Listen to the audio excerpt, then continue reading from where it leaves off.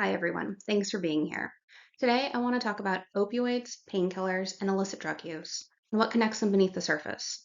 For many people, opioid addiction doesn't begin with street drugs or reckless choices. It begins with a prescription for a chronic condition, for pain after surgery, or in response to a debilitating physical injury.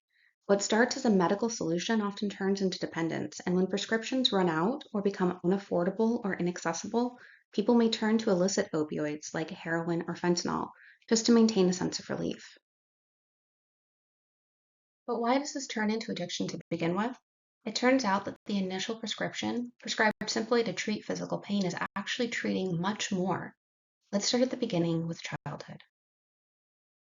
A growing body of research has shown that people who experience abuse, neglect, or other forms of maltreatment as children are significantly more likely to misuse opioids as adults. This isn't just correlation. Childhood trauma disrupts emotional development, and it changes how the brain processes stress and reward. It leaves people more vulnerable to both emotional distress and chronic physical pain, two major pathways to opioid misuse later on in life. One explanation is what researchers call chemical dissociation, the use of substances like opioids to emotionally detach from painful memories or overwhelming feelings. But trauma doesn't always stop in childhood, and pain isn't always physical. Another line of research focuses on the connection between chronic pain, psychological distress, and opioid misuse. Studies show that people with long term pain often struggle with emotional regulation. That means difficulty identifying feelings, coping with stress, or managing negative emotions in healthy ways. Context: opioids serve a dual purpose. They don't just reduce pain, they also regulate emotions. This makes them especially dangerous when someone hasn't had access to mental health support or adequate coping skills. The result is a reinforcing cycle. Pain leads to opioid use, which dulls emotional discomfort, and it also deepens dependence and increases long term risk.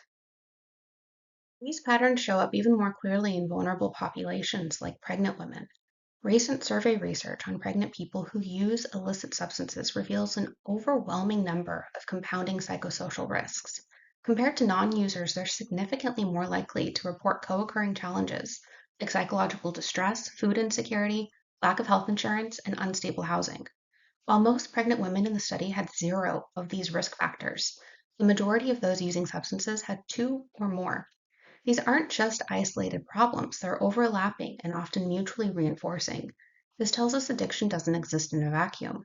When people face trauma early in life and then encounter ongoing emotional pain and systemic barriers to care, opioid use can become one of the few available tools for relief.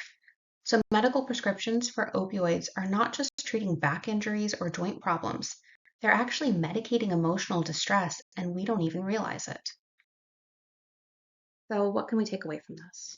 The research highlights that childhood trauma and neglect can shape brain development in ways that increase vulnerability to both emotional dysregulation and opioid misuse later in life. Emotional pain and physical pain are not distinct in how they're experienced, and opioids often address both, whether intentionally or not. We've also seen that psychosocial instability compounds these risks. People facing multiple simultaneous stressors, from poverty to housing insecurity to lack of access to care, are more likely to rely on substances to manage not just pain, but life itself. In those circumstances, opioid use becomes more than just a medical issue. It becomes a coping mechanism in the absence of alternatives. In short, addiction rarely emerges in isolation. It's more accurately understood as the outcome of intersecting forms of vulnerability, many of which are systemic and chronic in nature, and yet we often respond as though it's a matter of individual choice or personal failure. But it's difficult to blame people for falling through the cracks when those cracks are predictable, persistent, and widespread. This body of research suggests that addressing addiction requires more than focusing on the substance itself. It requires attention to the broader conditions under which substance use becomes adaptive. Thank you.